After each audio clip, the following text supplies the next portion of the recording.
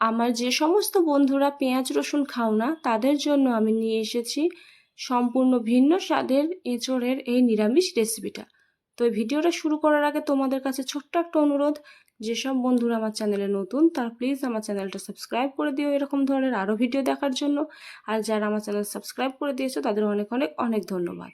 তো এই রেসিপিটা শুরু করার জন্য আমাদের প্রথমে লাগবে ছোলার ডাল। এই ডালগুলোকে আমি ভালো করে ধুয়ে আধ ঘন্টা মতো জলে ভিজিয়ে রাখবো। এবার দেখো আমি এখানে নিয়েছি একটা এঁচোড়কে আমি ছোট্ট ছোট্ট টুকরো করে কেটে নিয়েছি।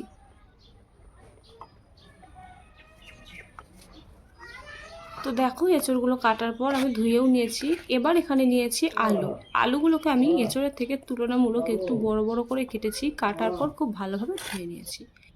আমি প্রথমে এঁচোড় আর আলুগুলোকে সিদ্ধ করে নেব, তার জন্য কড়াইতে দিয়ে দেব বেশ কিছুটা জল।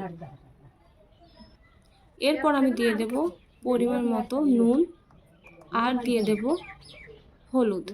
এখানে আমি 1.5 চামচ মতো নুন ব্যবহার করেছি আর দিয়ে দিচ্ছি হলুদ। তো হলুদ আর নুনটা দেওয়ার পর জলটা হালকা হালকা গরম হয়ে গেলে এর মধ্যে দিয়ে দেব আমি আগে থেকে কেটে ধুয়ে রাখা এঁচোড় আর আলু। এঁচোড় আর আলুটা দেওয়ার পর আমি খুন্তি দিয়ে ভালোভাবে এগুলোকে সেই নুন আর হলুদের জলের সাথে মিশিয়ে দেব। তারপর আমি একটা ঢাকনা দিয়ে এগুলোকে ঢেকে সিদ্ধ করতে দেব। তো চলো, সিদ্ধ হয়ে যাওয়ার পর আমি ফিরে আসছি।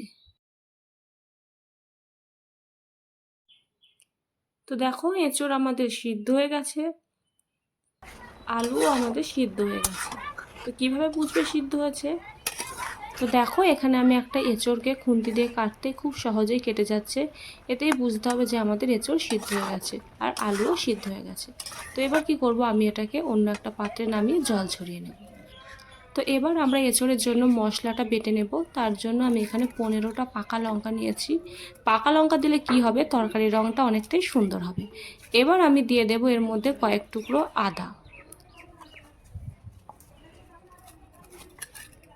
আর দেব আমরা এখানে 1 চামচ মতো গোটা জিরে। এবার আমি এটা মিক্সিং গ্রাইন্ডারে খুব ভালোভাবে ব্লেন্ড করে নেব। তো দেখো বন্ধুরা কত সুন্দর পেস্ট হয়েছে এটা। তোমরা চাইলে এটা শিলপাটাতেও করে নিতে পারো। তো চলো এবার রান্নাটা শুরু করি। তো এবার আমি কি করব, একটা কড়াইতে দিয়ে দেবো বেশ কিছুটা সর্ষের তেল। তেলটা গরম হলে এর মধ্যে আমি দুটো তেজপাতাকে ছিঁড়ে দিয়ে দেবো। তেজপাতা ছিঁড়ে দিলে খুব সুন্দর ফ্লেভার বেরোয়। আর দেবো 2টো শুকনো লঙ্কা আর 1/2 চামচ পাঁচফোড়ন। পাঁচফোড়নের গন্ধ ছাড়লে এর মধ্যে আমি দিয়ে দেবো আগে থেকে বেটে রাখা সেই মশলা। খুব ভালোভাবে মিক্সিং জারটা থেকে আমি মশলাটা বার করে দিয়ে দেবো। তারপর আমি মশলাটা কষাতে থাকবো ততক্ষণ পর্যন্ত যতক্ষণ না মশলা থেকে তেল ছাড়ছে।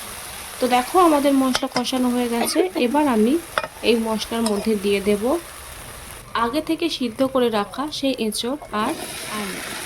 এবার মশলাটা যাতে জ্বলে না যায় তার জন্য আমি দিয়ে দেব মিক্সিং জারটা ধুয়ে একটু সামান্য জল। এবার আমি দিয়ে দেব নুন। এখানে নুনটা বুঝে দিতে হবে বন্ধুরা, কারণ এর আগে আমরা এঁচোড় সিদ্ধ করার সময় কিন্তু নুন দিয়েছিলাম। আর দেব হলুদ। এবার আমি দিয়ে দেব 1 চামচ কাশ্মীরি লঙ্কার গুঁড়ো আর দেব আগে থেকে ভিজিয়ে রাখা সেই ছোলার ডাল। তারপর সমস্ত জিনিস আমি খুন্তি দিয়ে খুব ভালোভাবে নেড়ে চেড়ে মিশিয়ে নেব এবং ভালোভাবে এগুলোকে মশলার সাথে কষিয়ে নেব। তো দেখো খুব ভালোভাবে আমাদের এগুলো কষানো হয়ে গেছে। এবার আমি কি করব, আমি এর মধ্যে দিয়ে দেব বেশ কিছুটা পরিমাণ জল।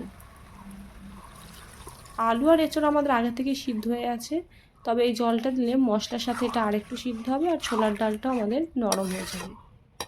তো এবার সমস্ত উপকরণ আমি জলের সাথে আরেকটু ভালোভাবে মিশিয়ে দিলাম। তারপর আমি একটা ঢাকনা দিয়ে এটাকে ঢেকে দেব ভালোভাবে একটু ফুটে যাওয়ার জন্য এবং একটু সিদ্ধ হয়ে যাওয়ার জন্য। তো দেখো বন্ধুরা কিছুক্ষণ পর আমি ফিরে এসেছি আর দেখো ফুটে জলটা অনেকটাই কমে গেছে আর আমাদের আলু এঁচোড় ছোলার ডাল সবই সিদ্ধ হয়ে গেছে।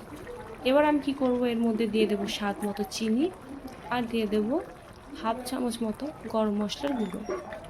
এবার দেব ঘি। ঘিটা অপশনাল, তোমরা চাইলে দিতেও পারো আবার নাও দিতে পারো, তবে ঘিটা দিলে এর ফ্লেভারটা অনেকটাই সুন্দর হয়। তো ঘিটা দেওয়ার পর এবার আমি সমস্ত জিনিসগুলো একসাথে মিশিয়ে দেবো, যাতে মশলা, চিনি, ঘি সব ভালোভাবে এঁচোড়ে সব জায়গায় পৌঁছায়। তো এইভাবে ভালো করে মেশানোর পর আবারও আমি একটা ঢাকনা দিয়ে ঢেকে দেবো।